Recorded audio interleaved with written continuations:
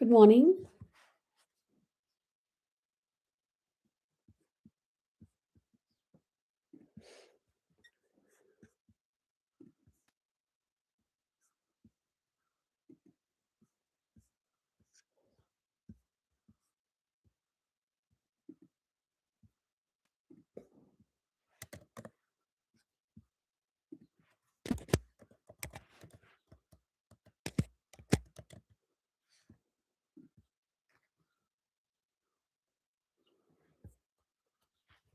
Good morning, Astha.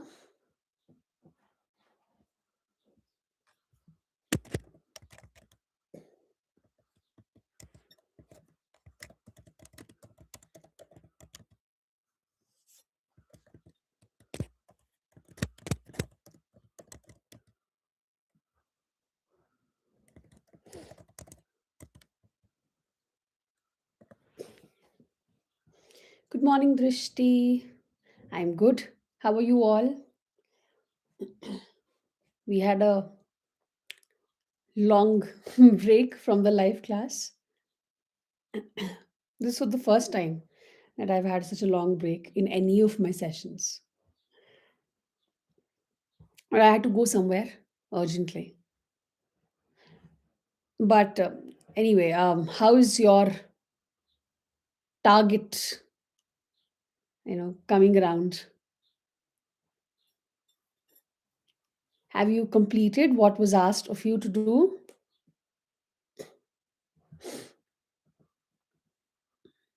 All is done?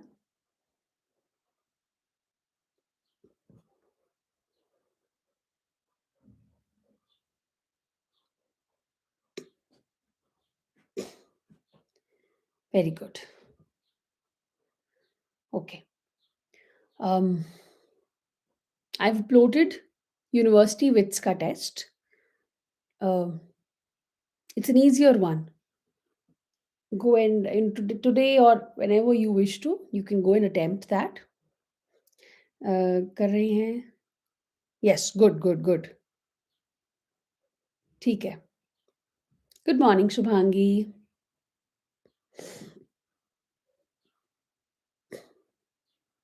So today, see, last session we talked about the restoration age, है ना?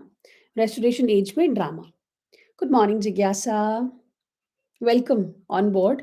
जब से आपने join किया है, we couldn't have a live class since I was out. Yes, please do that. कहाँ पहुँचे हो आप? उसकी मुझे progress बता देना, जिज्ञासा, where you've reached and how you are, doing it. Just don't miss the live ones. As I told you in the beginning itself, that whatever is going on in the present, you should not miss that. And gradually, whatever is left behind, वो आप धीरे धीरे साथ साथ करते रहना. Good morning, Sanskriti. Good morning, Simran. Good to see you all. Okay. So as I told you that restoration age हमने बात किया था लास्ट ड्रामा के लिए, है ना? Augustan age is not really known for drama. It's known more for prose. It's known for poetry of Pope. It's known more for non-fiction works. It's known for journalism, periodicals, right? Yes, good. And उसके बाद आता है romantic as. अब romantic as में बताओ कितना drama है.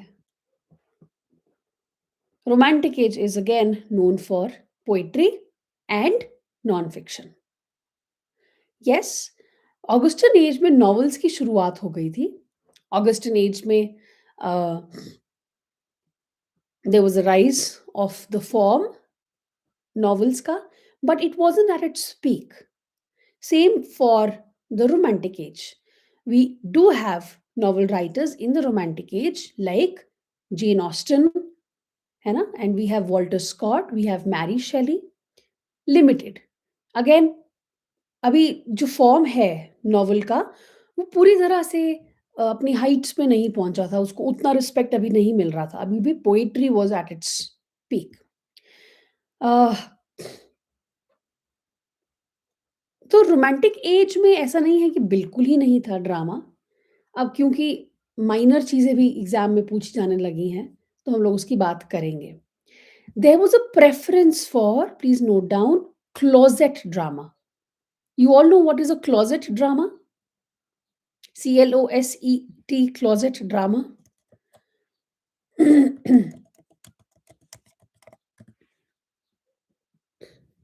What is a closet drama?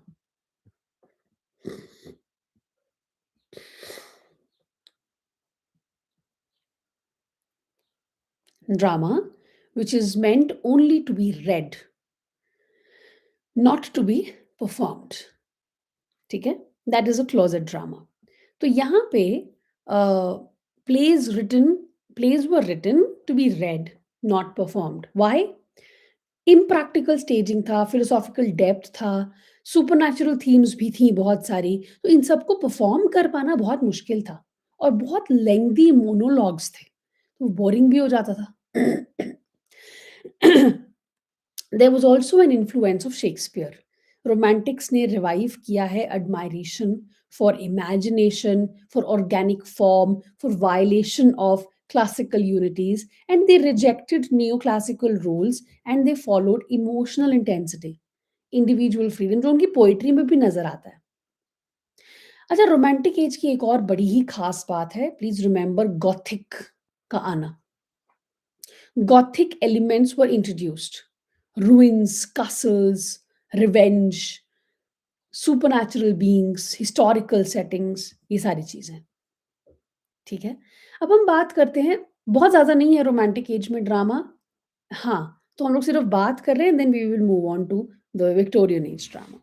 तो Samuel Taylor Coleridge, please note down. Can anyone tell me any play that Coleridge has written?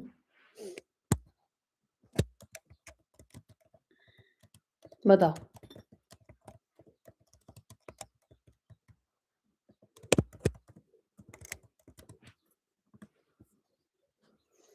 Can anyone tell me any play that you remember that Coleridge has written? अच्छा, और any any of the romantic writers, किसी का भी कोई याद है play तो बताओ।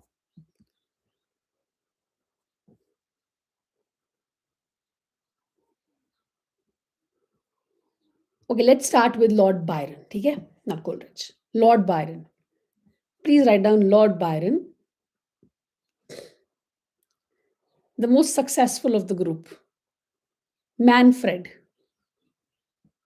Manfred. Yes, good. Sensi.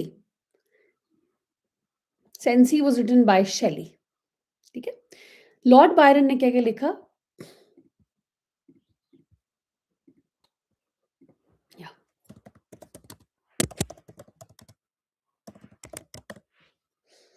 Manfred,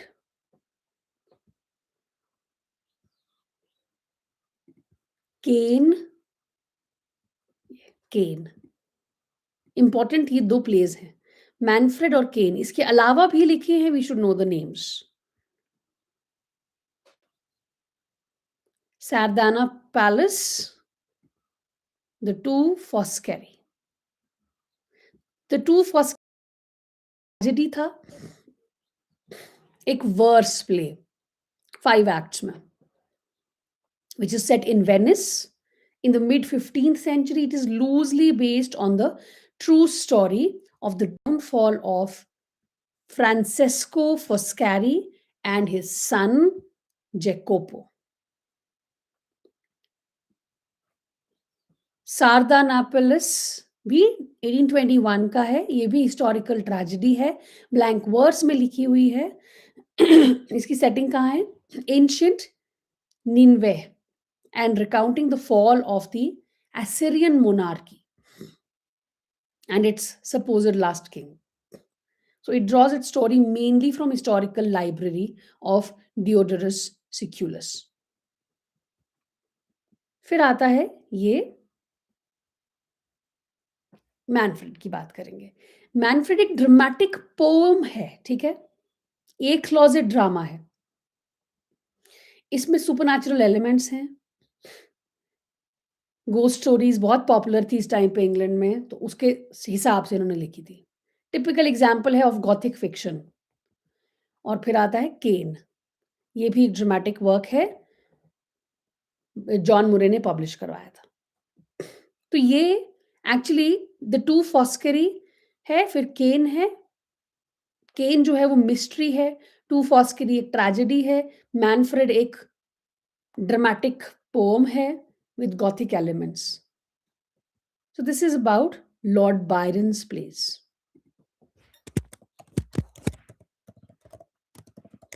PV Shelley के प्लेस देखेंगे अब हम।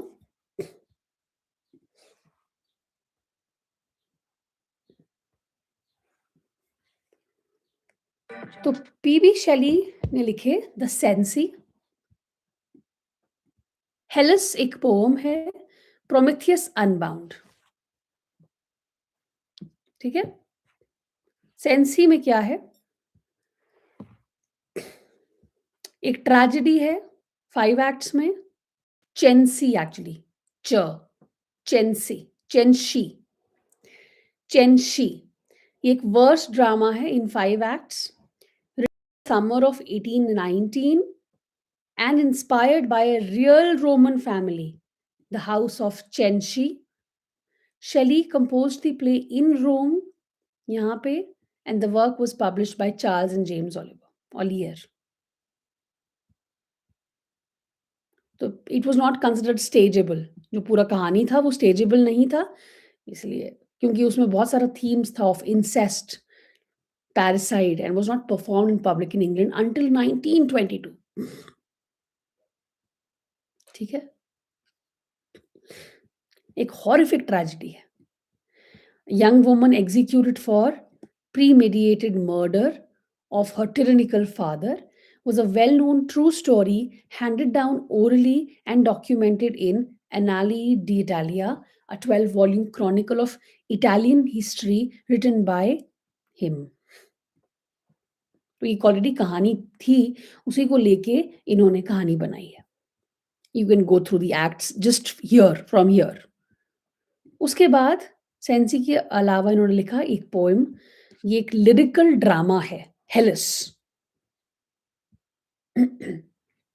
हेलिस 1821 पब्लिश्ड इन 1822। इन्होंने ये लिखा जब ये पीसा में रह रहे थे, with a view of raising money for the Greek war of independence. पैसे इकट्ठे करने थे इन्होंने, उसके लिए ये लिखा। ये इनका लास्ट पब्लिश्ड पोएम है during his life time. Okay,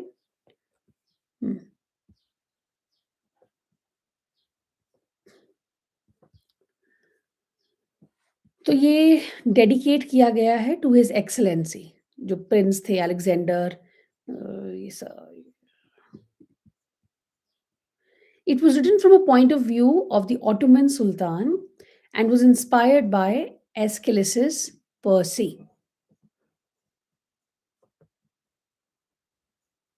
Okay, next is Prometheus Unbound. Prometheus Unbound भी एक lyrical drama है। Do you remember who wrote Prometheus Bound? Prometheus की कहानी पता है सबको? जब दुनिया बनाई जा रही थी, Zeus was the king of all gods. तो सबको उन्होंने काम दिया हुआ था कि तुम ये करो, तुम वो करो। तो प्रोमेथियस का भाई था एक, उनको भी काम दिया था कि तुमने अलग-अलग चीज़ें देनी है और टू डिफरेंट क्रीचर्स। तो उसने बर्ड्स को विंग्स दे दिए, एनिमल्स को ऐसा कुछ दे दिया, टेल दे दिया, वो दे दिया। फिर बारी आई ह्यूमन बीइंग्स की। ह्यूमन बीइंग्स को क्या दिया जाए? तो वो अपने भाई के पास गए, प्रोमेथियस के पास, कि क्या दिया जाए? तो इन्होंने सोचा कि हम एक अपराइट स्टैचर देंगे, क्योंकि बाकी सब एनिमल्स तो झुके हुए हैं, हम अपराइट स्टैचर देंगे इनको ह्यूमन बीइंग्स को, ताकि वो ऊपर ऐसे मतलब गॉड को ऐसे प्रे व्रे कर सकें। फिर इन्होंने फायर लाने का भी सोचा कि गॉड से चुरा के इन्होंने फायर लाई और इंसानों को दिया, क्योंकि फायर से सारा काम होता है देखो। तो उसके लिए इनको पनिशमेंट मिला प्रोमेथियस को, ज़्यूस से। जुपिटर भी बोल सकते हो, ज़्यूस भी बोल सकते हो, दोनों एक ही हैं। तो जुपिटर ने इनको पनिशमेंट दिया कि मतलब तुमने किया कैसे ये मेरी परमिशन के बिना? तो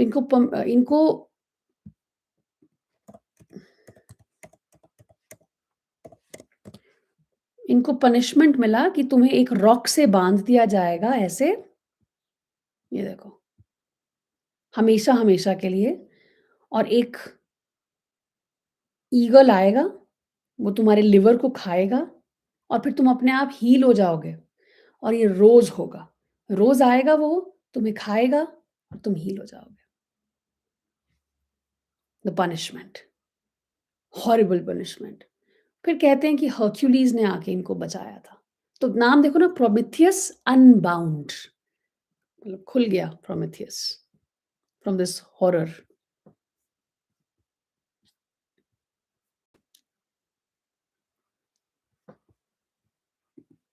ये देखो, वल्चर है कि ईगल है, ये आएगा, खाएगा,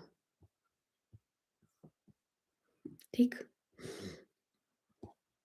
इन्होंने लिखा प्रोमेथियस अनबाउंड, एक 4 act lyrical drama, first published in 1820, concerned with the torments of mythological figure Prometheus, who defies the gods and give fire to humanity, for which he is subjected to eternal punishment and suffering at the hands of Zeus. It is inspired by the classical Promethea, a trilogy by Aeschylus. तो Aeschylus ने लिखा था Prometheus Bound. Shelley's play concerns Prometheus's release from captivity, but unlike Aeschylus's version, there is no reconciliation between Prometheus and Zeus or Jupiter. Instead, Jupiter is abandoned by his supportive elements and falls from power, which allows Prometheus to be released. तो ये भी एक closet drama है, meaning it is not intended to be produced on the stage.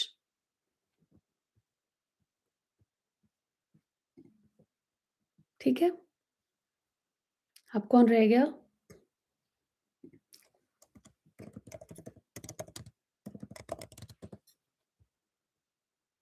लिखे नहीं है शायद।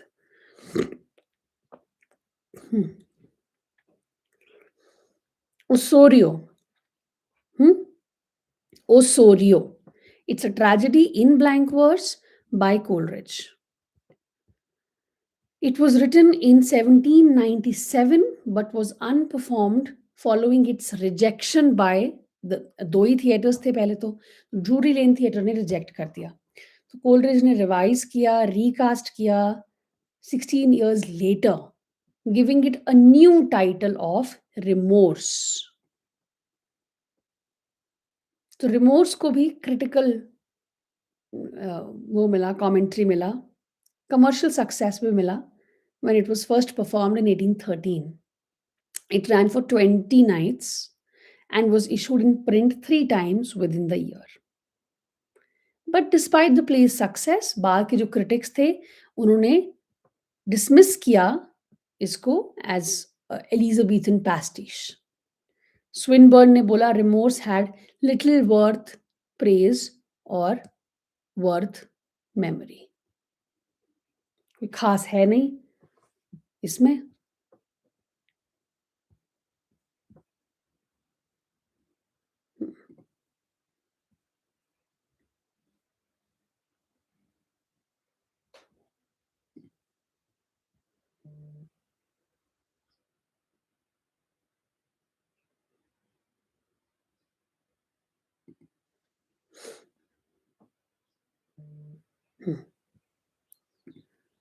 ठीक है।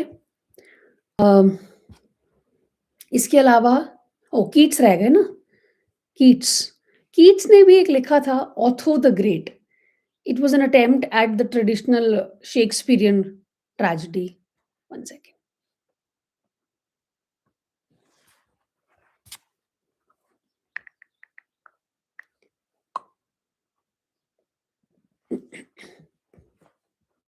Let's look at Keats first.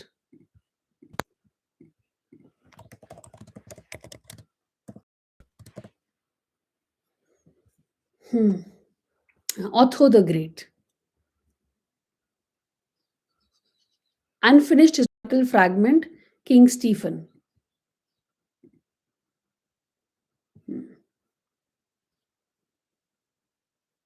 ये and King Stephen a fragment of a tragedy.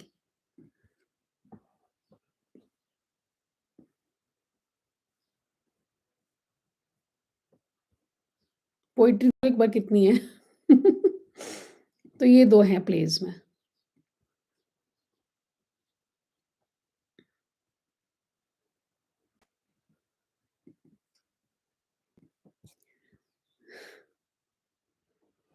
इसके अलावा अगर हम मेलोड्रामा की बात करें, poets were writing high art, and the actual theater going public wanted spectacle. उनको melodrama became the dominant genre on stage. ये सब तो हमने क्लोजेट ड्रामा देखा. स्टेज पे क्या चल रहा था? मेलोड्रामा. तो we had a person called Thomas Holcroft. Thomas Holcroft. इन्होंने लिखा A Tale of Mystery. 1802. This was the name. Thomas Holcroft, A Tale of Mystery. This is often cited as the first English melodrama, also. Very clear heroes and villains, high emotional stakes, music used to signal mood. और melodrama के अलावा we had Gothic drama. So the Romantics were obsessed with the medieval, spooky, sublime. So this translated into plays as well. जो castles में set होंगे, haunted ruins में set होंगे. सबने Matthew Lewis का नाम सुना है? Matthew Monk Lewis. इन्होंने लिखा था the Castle Spectre. It was a massive hit because उसमें एक्चुअल गोस्ट आ गया था स्टेज पे. It featured an actual ghost on stage and that terrified and also thrilled the audience. ठीक है, मैथ्यू ल्यूइस, इनको देखते हैं.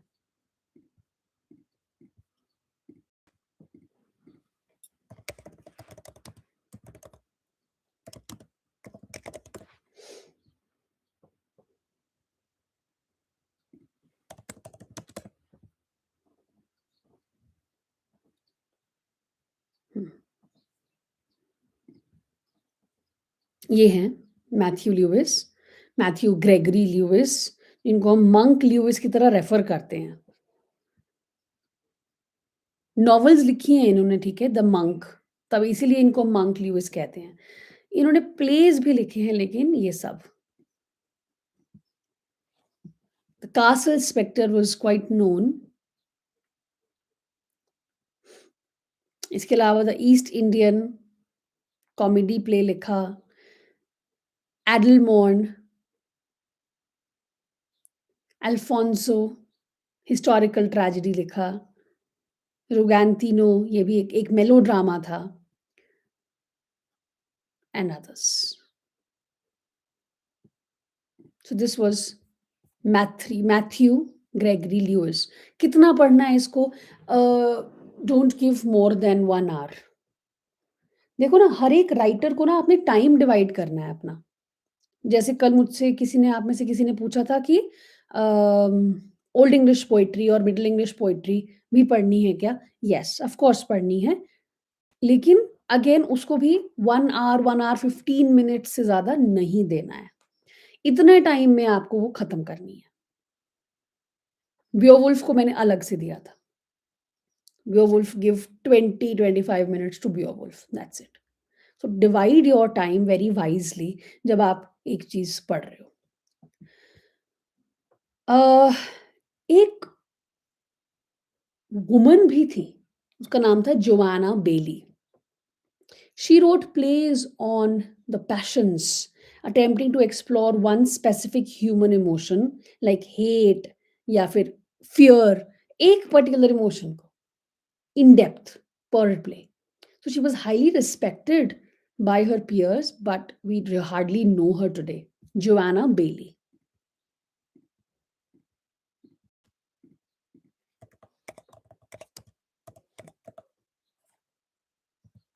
ये देखो, ये थी. कभी नाम सुना आपने जोआना बेली का? एक स्कॉटिश पोएट और ड्रामेटिस्ट थी इस टाइम पे, known for her works as plays on the passions. and fugitive verses. Okay, ये इनके plays थे.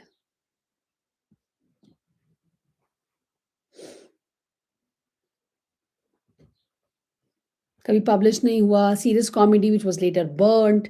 Rainer was heavily revised before it was published. मतलब हर एक इट वाज़ वेरी डिफिकल्ट। एक वुमन राइटर अभी तक देखो स्टार्टिंग से जब हम अभी पढ़ रहे हैं, हमने एक भी वुमन राइटर को नहीं पढ़ा है। ऑल्दो देयर वर हमने जब राउटलेज आप कर रहे होंगे तब वहाँ पे एक सेक्शन आया था वुमेन राइटर्स का। बस उसके अलावा और कोई पढ़ी नहीं है। ऐसा नहीं है कि थी नहीं, थी, ये भी तो हैं। और भी थी, मैरी दी फ्रांस थी जैसे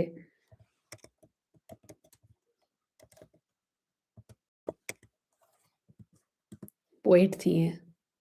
ये देखो कौन-सी एज में। Born in France but lived in England and wrote। तो इस तरह से बहुत सारी थी, लेकिन कभी उनको इतना फ़ेम नहीं मिला। Correct, correct. तो ये हैं रोमांटिक एज के प्लेराइट्स, ठीक है? Now we are going to move on and talk about the Victorian age, ठीक है? अच्छा, 1 सेकंड वर्ड्सवर्थ रह गए, sorry. Wordsworth, tell me what has Wordsworth written?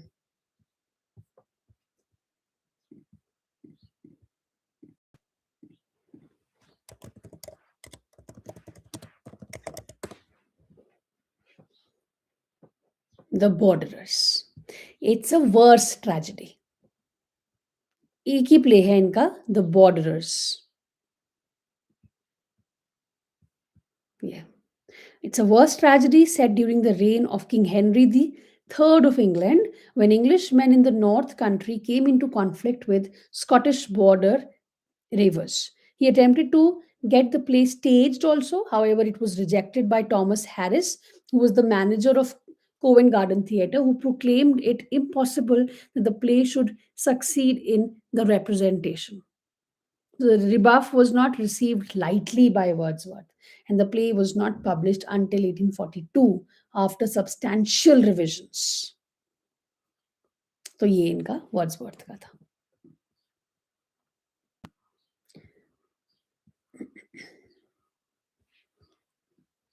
बताओ हेलिस किसने लिखा? हेलिस।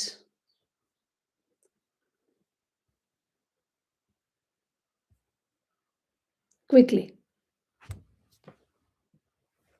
Who wrote Hellas?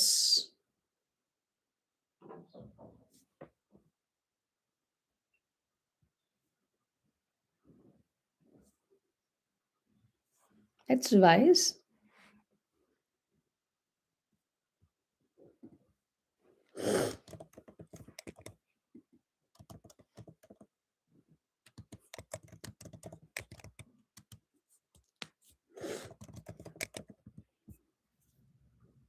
Shelley. अभी पढ़े हमने, आप लोग आंसर करो। अच्छा, रिमोर्स किसने लिखा? Remorse.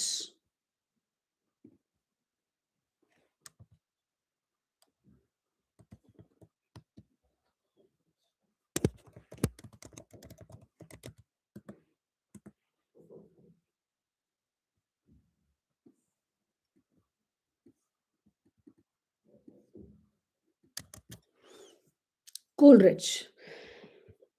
Correct.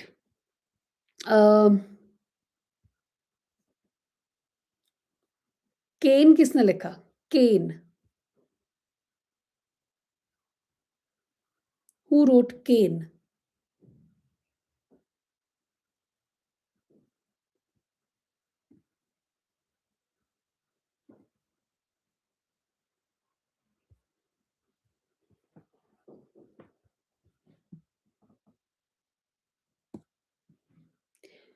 Yes, Lord Byron wrote Cain.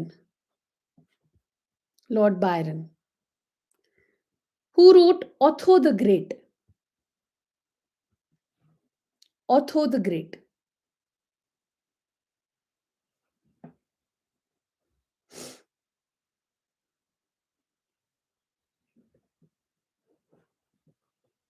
Come on.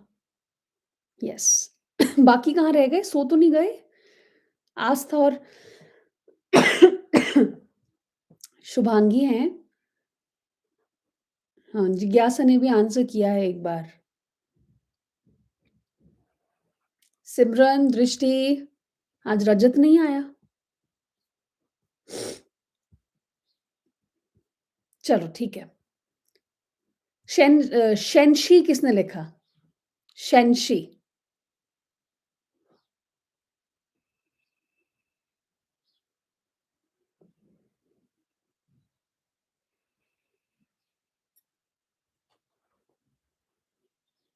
शेनशी। Correct. It was Shelley. All right. Let's move on. And I'm going to sorry. Let's talk about Victorian age drama. ठीक है, पहले बात करते हैं और फिर डिटेल में जाएंगे। 1843। अच्छा, विक्टोरियन एरा शुरू होता है 1837 से 1901 तक। एक बहुत क्रिटिकल पीरियड है ट्रांजिशन का। It begins with the decline of romantic closet drama and it ends with the birth of modernism and the problem play. Please remember. तो एक क्या हो गया है? I'll just have water and come, okay? Just wait.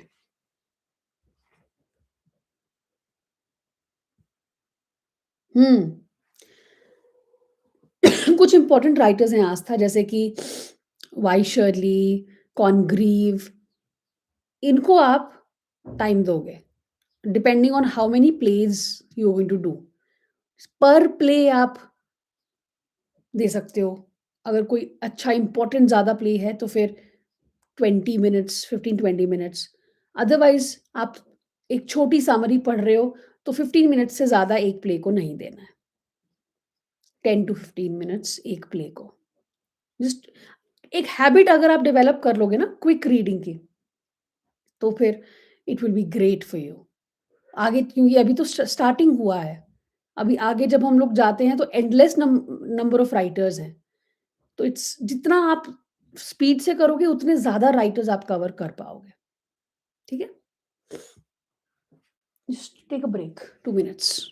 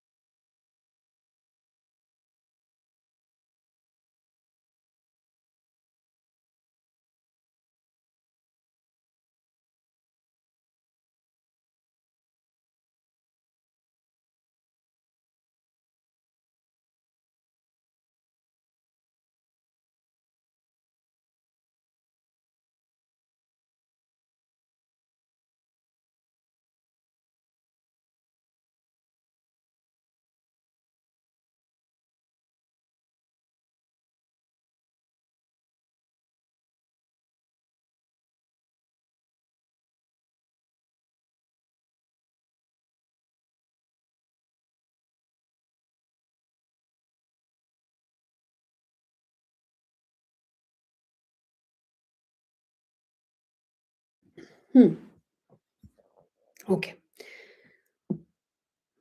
1843 ये date याद रखनी है, ठीक है? The legislative turning point. Theatre regulation act आया। This abolished the monopoly which was held by the patent houses. 2 patents मिले हुए थे ना, ड्रूरी लेन और कोवेंट गार्डन को। तो इस थिएटर रेगुलेशन एक्ट ने अबॉलिश कर दिया ये मोनोपोली को। इसका रिजल्ट क्या हुआ? It allowed minor theaters to perform legitimate drama. अब और ड्रामा फ्लरिश होने लगेगा, थिएटर्स और आएँगे तो। So it led to a massive boom in playwriting and more experimentation also with the genre. अभी हमने बात की थी मेलोड्रामा का, अभी भी वो टॉप पे रहा। This was top culture of the 19th century, melodrama.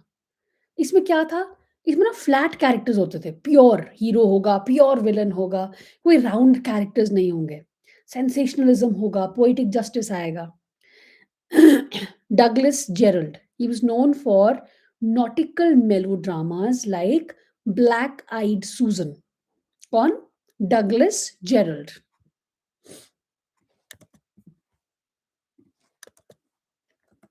ये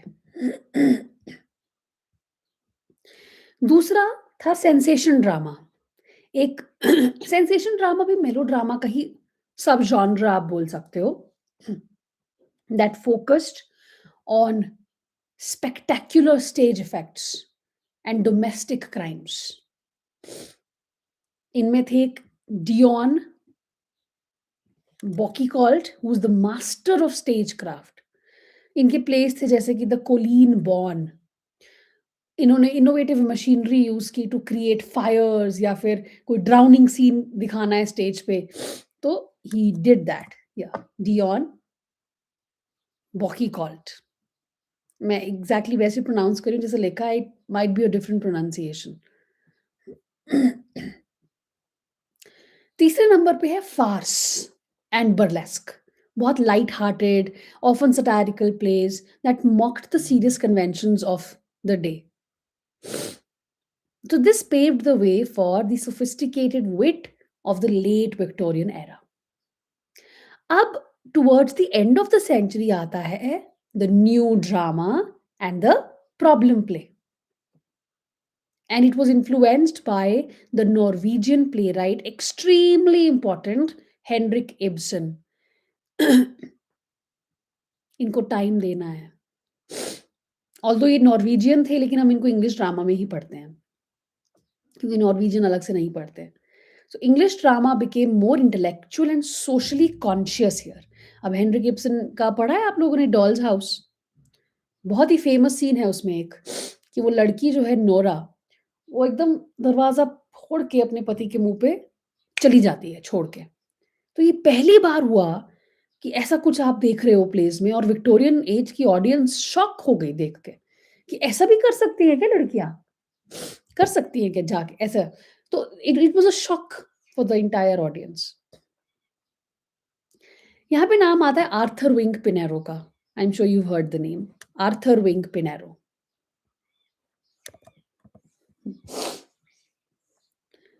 He bridged the gap between melodrama and realism. इनका एक बहुत फेमस वर्क था the second Mrs Tanqueray. It dealt with the woman with the past, a classic Victorian social anxiety, a woman with the past. Third नाम आता है Henry Arthur Jones का। Henry Arthur Jones. Yes, extremely different. Now, Henry Arthur Jones focused on the hypocrisy of middle class, religious, and social life. इनका एक की work है Michael and his lost angel. Michael and his lost angel keep making notes only in the classroom. मैं हमेशा कहती हूँ अपने आप जब पढ़ रहे हो तब नहीं, जब आप क्लास में हो देन कीप टेकिंग नोट्स, क्योंकि हर एक चीज नोट्स में नहीं होती है। Arthur Henry Arthur Jones. फिर आते हैं two giants of Victorian drama. कौन? Oscar Wilde and GB Shaw. Oscar Wilde हम कॉमेडी ऑफ मैनर्स भी कह सकते हैं, because he revived the restoration style comedy, लेकिन इन्होंने उसको इन्फ्यूज किया with aestheticism and epigrammatic wit. इनका मास्टरपीस था the importance of being Earnest. जो इनके सोसाइटी प्लेज़ हैं ना, जैसे कि लेडी विंडरमेयर्स फैन या a woman of no importance, which critique the Victorian moral double standards through humour, वो भी इन्होंने लिखे हुए हैं। दूसरे थे जीबी शॉ और इन्होंने क्या लिखा? The drama of ideas. Shaw hated art for art's sake और Oscar Wilde was a proponent of it. Aestheticism में क्या आता है? Art for art's sake. तो ऑस्कर वाइल्ड उसको प्रमोट करते थे लेकिन शॉ को पसंद नहीं था। And he used the stage as a platform for socialist reform कि मुझे लाइफ़ में, मुझे दुनिया में जो रिफॉर्म्स चाहिए वो मैं ड्रामा के थ्रू लेके आऊँगा। So he replaced the well-made plays with discussion play. जैसे कि इन्होंने लिखा widowers house, Mrs Warren's profession जिसमें प्रोस्टिट्यूशन की बात की, आर्म्स एंड द मैन जिसमें रोमांटिसाइज्ड व्यू जो होता है वॉर का उसको सटायराइज किया है। There is nothing romantic about the war. तो ये कुछ मेजर नेम्स हैं। Dion Boucicault, T W Robertson भी हैं, आर्थर विंग पेनेरो हैं, ऑस्कर वाइल्ड हैं, जीबी शॉ हैं। ठीक है। अ, एक इम्पॉर्टेंट कॉन्सेप्ट था कप एंड सॉसर ड्रामा। सुना है आप लोगों ने? Cup and saucer drama.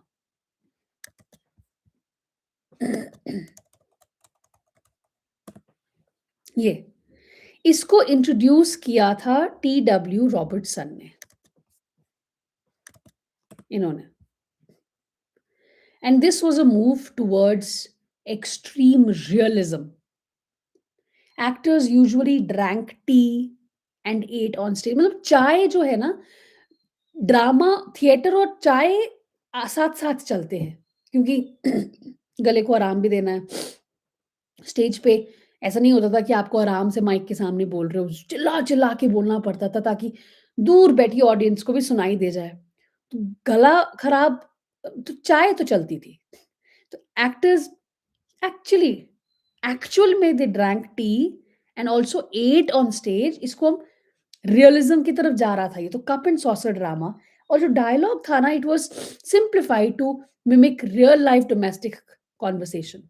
So this was a radical shift from the loud declamatory style of early Victorian style. ठीक है?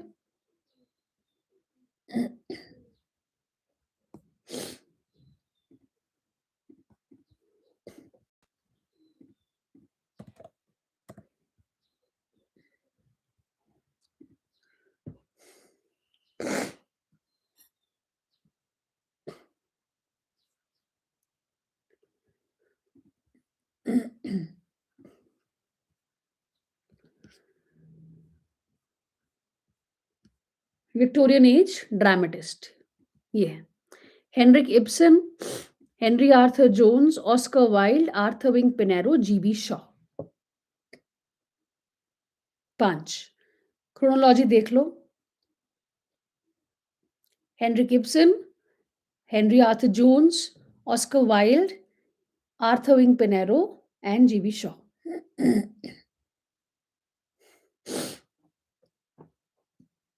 And I give you 2-3 extra names.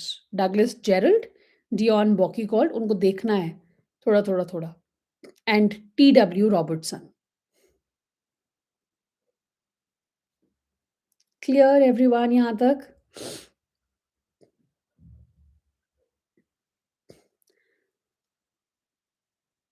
So romantic age and introduction of Victorian age drama, ये आज का task है आपका।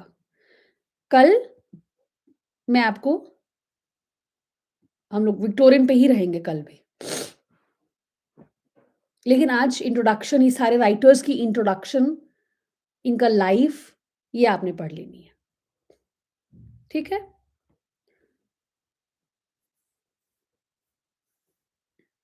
चलो ठीक है, लेट्स स्टॉप हियर। नहीं तो ज़्यादा हो जाएगा फिर टास्क। यूनिवर्सिटी विट्स का टेस्ट डाल दिया है। उसको अगर आपने प्रिपेयर कर लिया है तो टेस्ट दो एंड मुझे मार्क्स बताओ फिर। ठीक? चलो, see you. Bye bye, have a good day. Are you doing PK Nair along? कल एक क्लास भेजा था मैंने रशियन फॉर्मलिज्म पे, वो हुआ?